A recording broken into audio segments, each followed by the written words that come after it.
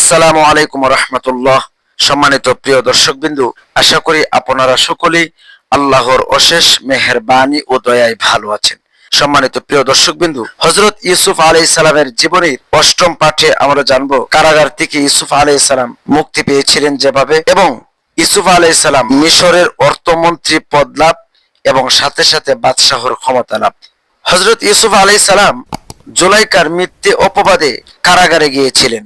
ইউসুফ আলাইহিস সালাম স্বপ্নের ব্যাখ্যায় পারদর্শী ছিল। সরকারের যেহেতু ইউসুফ আলাইহিস সালামকে প্রয়োজন ছিল, তাই ইউসুফ আলাইহিস সালামের কাছে লোক পাঠালেন আসার জন্য। কিন্তু ইউসুফ আলাইহিস সালাম ছিলেন একদম নির্দোষ। তাই তিনি নিজেকে নির্দোষ প্রমাণের জন্য তিনি বললেন, আপনার সরকারকে গিয়ে বলবেন আমি যে নির্দোষ, আমাকে যে মহিলাগুলো অপবাদ দিয়েছিল সেই মহিলাদেরকে খবর দিয়ে আনার জন্য।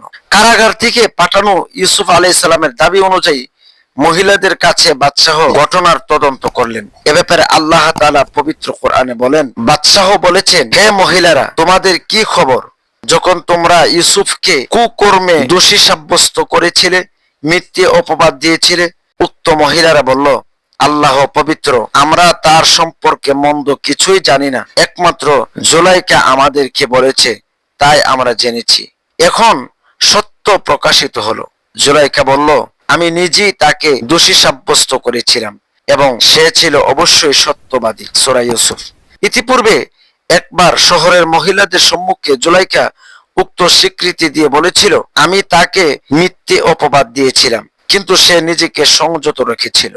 অতঃপর জুলাইকা এই স্বীকৃতিটা এজন্যই দিয়েছিল যেন আজিজি মিশর জানতে পারেন যে তার অগোচরে আমি তার প্রতি বিশ্বাসঘাতকতা করিনি। মূলত আল্লাহ বিশ্বাসঘাতকদের ষড়যন্ত্র সফল করেন না, আর আমি নিজেকে নির্দোষ মনে করি না।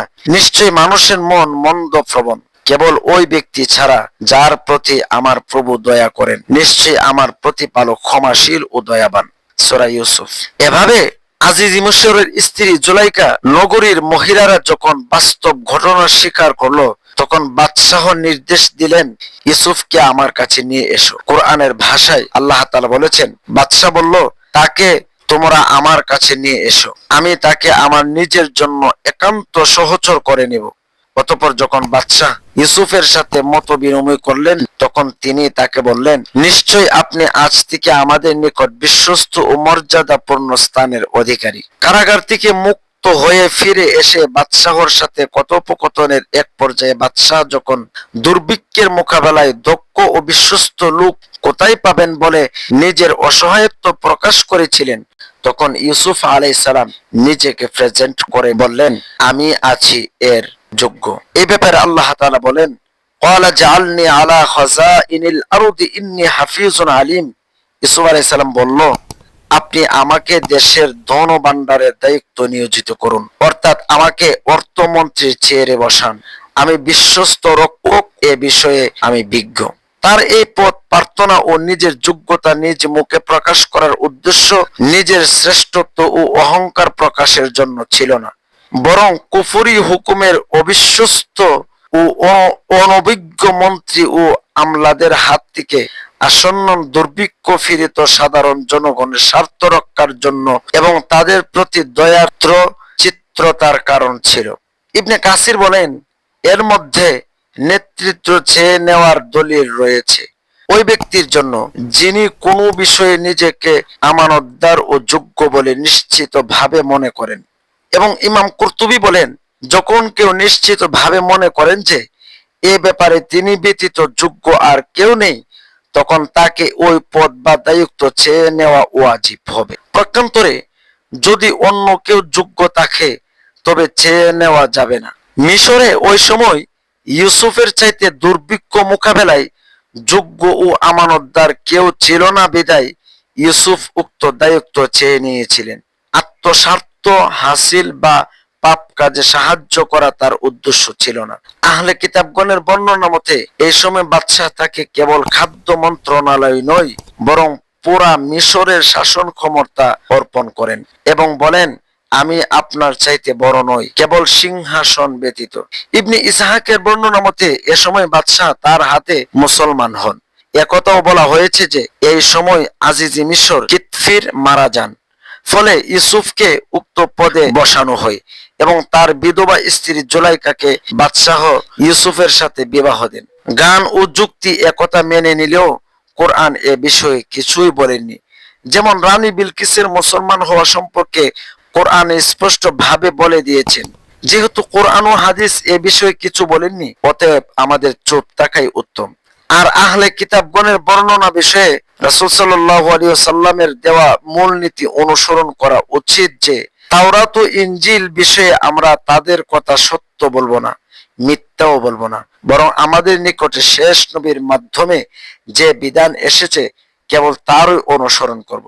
নবী হিসেবে সুলাইমান আলাইহিস সালামের যেমন উদ্দেশ্য ছিল বিলকিসের মুসলমান হওয়া এবং তার রাজ্য থেকে শিরিক উৎখাত হওয়া, অনুরূপ ভাবে নবী ইউসুফ আলাইহিস সালামও এর উদ্দেশ্য থাকতে পারে বাদশাহর মুসলমান হওয়া এবং মিশর থেকে শিরিক উৎখাত হওয়া ও সর্বোচ্চ আল্লাহর বিধান প্রতিষ্ঠিত হওয়া। বাদশাহ যখন তার ভক্ত ও অনুভক্ত ছিলেন এবং নিজের বাদশাহী তাকে সুপর্দ করেছিলেন, তখন ধরে নেওয়া যায় যে তিনি শিরকি ধ্যান ধারণা পরিত্যাগ করে তাওহীদের অনুসারী হয়েছিলেন এবং ইউসুফকে নবী হিসেবে স্বীকার করে তার শরিয়াতে অনুসারী হয়ে বাকি জীবন কাটিয়েছিলেন। আল্লাহ সর্বাধিক অবগত। এভাবে আল্লাহর ইচ্ছায় ইউসুফ আলাইহিস সালাম মিশরের সর্বোচ্চ পদে সসম্মানে সরকারের চেয়ারে বসলেন এবং অন্ধকূপে হারিয়ে যাওয়া ইউসুফ পুনরায় দীপ্ত সূর্যের ন্যায় পৃথিবীতে বিকশিত হয়ে উঠলেন। আল্লাহ বলেন, ওয়াকাযালিকা মাক্কান্না লিইউসুফা ফিল আরদি ইয়াতাবাওয়াউ মিনহা হাইতু ইয়াশাউ নুসিবু বিরহমাতিনা মান নাশাউ ওয়া লা নুদিউ আজরাল মুহসিনিন। এমনি ভাবে আমি আল্লাহ ইউসুফকে সে দেশের প্রতিষ্ঠাতা দান করি, সে তথায় যেখানে ইচ্ছা স্থান করে নিতে পারত। আমি আল্লাহ আমার রহমত যাকে ইচ্ছে তাকে পৌঁছে দিয়ে থাকি এবং আমি সৎ কর্মশীলদের প্রতিদান বিনষ্ট করি না। সূরা ইউসুফ। উক্ত আয়াতে স্পষ্ট ইঙ্গিত রয়েছে ইউসুফ আলাইহিস সালামের সর্বোচ্চ ক্ষমতার অধিকারী হওয়ার এবং মিশরের সর্বোচ্চ বিধান জারি করার। ইবনে কাসির বলেন, এই সময় তিনি দ্বীনি ও দুনিয়াবি উভয় ক্ষমতার অধিকারী ছিলেন।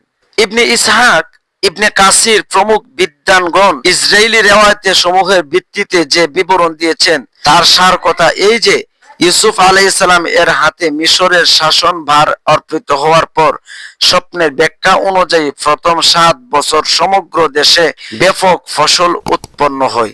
ইউসুফ আলাইহিস সালামের নির্দেশক্রমে উদ্বৃত্ত ফসলের বৃহদাংশ সঞ্চিত রাখা হয়। এতে বোঝা যায় যে আধুনিক কালের এলএসডি সিএসডি খাদ্য গুদামের অভিযাত্রা বিগত দিনে ইউসুফ আলাইহিস সালামের মাধ্যমে শুরু হয়েছিল।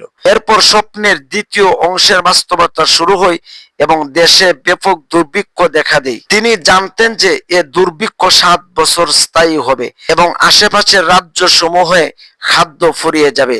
তাই সংরক্ষিত খাদ্যশস্য খুব সতর্কতার সাথে ব্যয় করা শুরু করলেন। তিনি ফ্রি বিতরণ না করে স্বল্প মূল্যে খাদ্য বিতরণের সিদ্ধান্ত নেন। সেই সাথে মাথা প্রতি খাদ্য বিতরণের একটা নির্দিষ্ট পরিমাণ নির্ধারণ করে দেন। তার আগাম হুঁশিয়ারি মোতাবেক মিশরীয় জনগণের অধিকাংশের বাড়িতে সঞ্চিত খাদ্যশস্য মজুদ ছিল। ফলে পার্শ্ববর্তী দুর্ভিক্ষ পীড়িত রাজ্য সমূহ থেকে দলে দলে লোকেরা মিশরে আসতে শুরু করে। ইউসুফ আলাইহিস সালাম তাদের প্রত্যেককে বছরে 1 উট বোঝাই খাদ্যশস্য স্বল্প মূল্যের বিনিময়ে প্রদানের নির্দেশ দেন। অতি গুরুত্বপূর্ণ বিষয় হওয়ার কারণে খাদ্য বিতরণের তদারকি ইউসুফ আলাইহিস সালাম তিনি নিজেই করতেন। এতে ধরে নেওয়া যায় যে খাদ্যশস্যের সরকারি রেশনের প্রথা বিশ্বে প্রথম ইউসুফ আলাইহিস সালামের হাতেই শুরু হয়। সুবহানাল্লাহ। সম্মানিত প্রিয় দর্শকবিন্দু, এবারের পাঠে আমাদের এতটুকু রয়েছিল। ইনশাআল্লাহ আগামী পাঠে আমরা জানবো ইউসুফ আলাইহিস সালামের ভাইদের মিশরে খাদ্যের জন্য আগমন করা এবং ইউসুফ আলাইহিস সালামের কৌশল অবলম্বন বেনিয়ামিনের সাথে আগমন। বিষয়গুলো ইনশাআল্লাহ আমরা ধারাবাহিক ভাবে বর্ণনা করব। তাই ইসলামিক নিত্য নতুন এমন ভিডিও পেতে আমাদের চ্যানেলটি সাবস্ক্রাইব করে আমাদের পাশে থাকুন। জাযাকুমুল্লাহু খায়র।